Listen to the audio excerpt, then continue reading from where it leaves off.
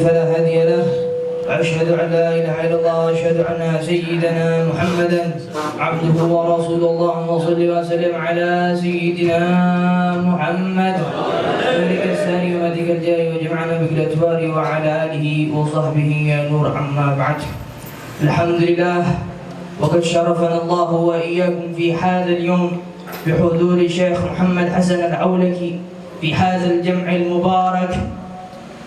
عسى الله يطول بعمره ويصلح أعماله ويكون في عونه، وإلى الحاضرين جميعا وإلى المسلمين والمسلمات. Amin amin ya rabbal alamin. Dan juga yang saya hormati Sayyidil Habib Syauqi bin Ali bin Hasan Al-Habsyi wal Habib Jamal Hamid wal Habib Yahya Al-Qadri, dan para asatid yang lain, dan juga para sesepuh yang lain yang tidak bisa saya sebutkan satu persatu namanya. Dan juga untuk seluruh hadirin, jazakumullah khairul jazaa atas kehadiran antum semua. Alhamdulillah, hanya sedikit saya akan berbicara karena insyaallah nanti akan dilanjutkan pembicaraan mendengarkan nasihat daripada Syekh Muhammad Hasan Al-Aulaki. Semuanya, Allah Subhanahu wa taala berfirman di dalam Al-Qur'an, wa in ta'uddu ni'matallahi la tuhsuha. Dan jikalau kalian ingin menghitung nikmat-nikmat yang telah Allah Subhanahu wa taala berikan, la tuhsuha, niscaya kalian tidak akan mampu menghitungnya, niscaya kalian tidak akan mampu menjumlahkannya. Berapa banyak daripada rahmat-rahmat Allah Subhanahu wa taala yang telah diturunkan kepada kita, nikmat-nikmat Allah Subhanahu wa taala yang telah diberikan kepada kita. Berapa banyak saudara-saudara sekalian. Oleh karena itu, maka tidak ada yang dapat mendekatkan diri kita kepada Allah Subhanahu wa taala melainkan dengan takwa kepadanya.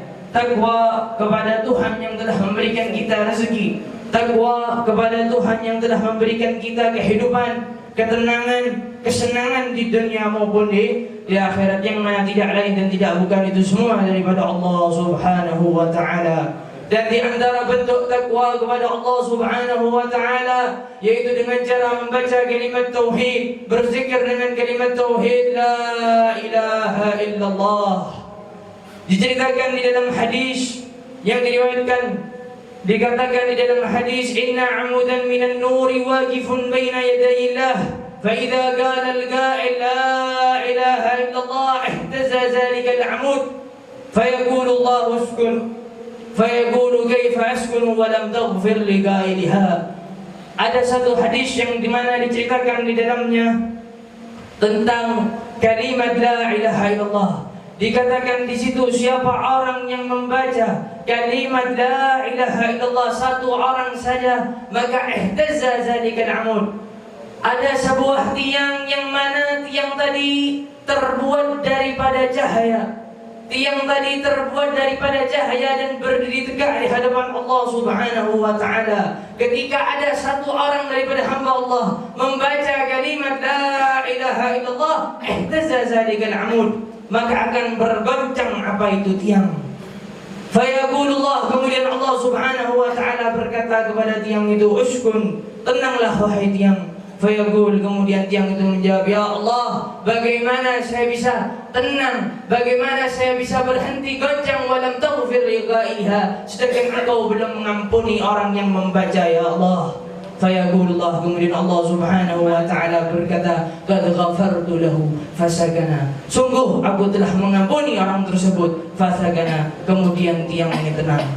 Saudara-saudara yang dirahmati Allah Subhanahu wa taala, ini adalah tiang benda mati yang tidak bernyawa, yang tidak bernafas, tidak hidup. Lalu bagaimana dengan hati kita? Sebuah tiang ketika disebutkan nama la ilaha illallah, ketika dibacakan kalimat la ilaha illallah, beliau sebuah tiang dapat bergoncang. Lalu bagaimana dengan hati kita yang sangat lembut ini? Apakah tidak ada sedikit rasa takut, rasa ta'zim kepada Allah Subhanahu wa taala ketika disebutkan kalimat la ilaha illallah?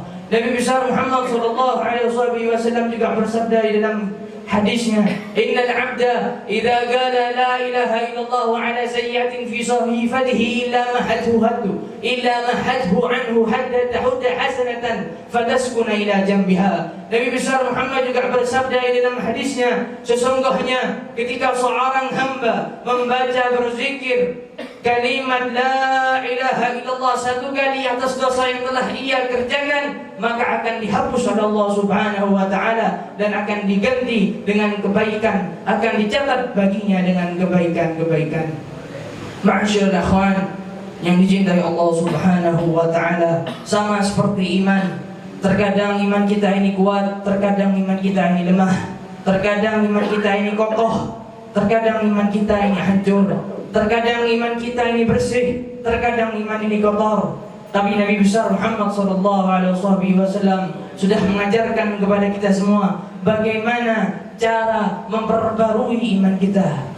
Beliau bersabda, jaddidu imanakum akthiru min qawli la ilaha illallah. Beliau bersabda di dalam hadisnya, jaddidu imanakum, perbaruilah iman kalian, upgrade-lah iman kalian. Bukan hanya kendaraan yang butuh servis, bukan hanya aplikasi yang butuh diperbarui, tapi iman kita harus kita selalu perbarui dari yang baik menjadi lebih baik. Dan Nabi besar Muhammad SAW mengajarkannya, yaitu dengan cara akthiru min qawli la ilaha illallah, dengan cara memperbanyak membaca kalimat la ilaha illallah. Ma'asyiral ikhwan yang dicintai Allah Subhanahu wa taala, untuk bersingkat waktu, ada salah satu hadis yang ingin saya sampaikan juga, yang mana hadis ini begitu sangat-sangat agung.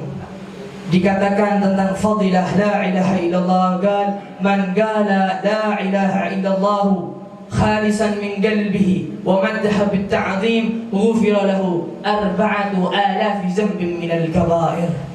Qila fa illam takun hadhihi dhunub ya Rasulullah, qala ghufira lahu abawayhi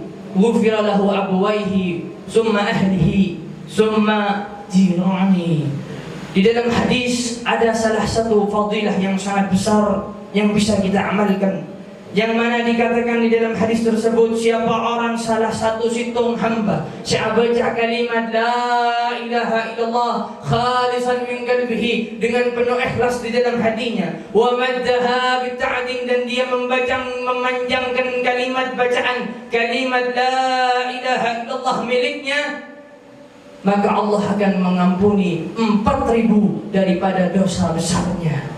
4,000 daripada dosa besarnya. Sehingga para sahabat berkata, ya Rasulullah, lalu bagaimana ketika hamba tersebut selalu mengamalkan bacaan la ilaha illallah, membaca kalimat la ilaha illallah dengan penuh ikhlas dan memanjangkan bacaannya sehingga seluruh dosa besarnya, dosa kecilnya terhapus ya Rasulullah, apa yang akan dia dapatkan? Kemudian Nabi Muhammad berkata, maka akan diampuni baginya dosa kedua orang tuanya, kemudian keluarganya dan tetangganya.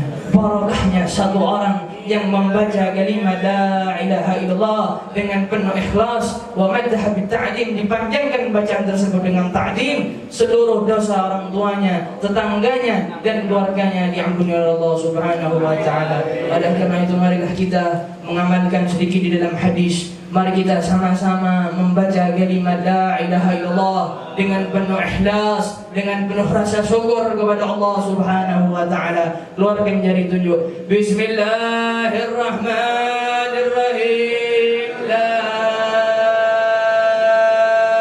ilaha illallah.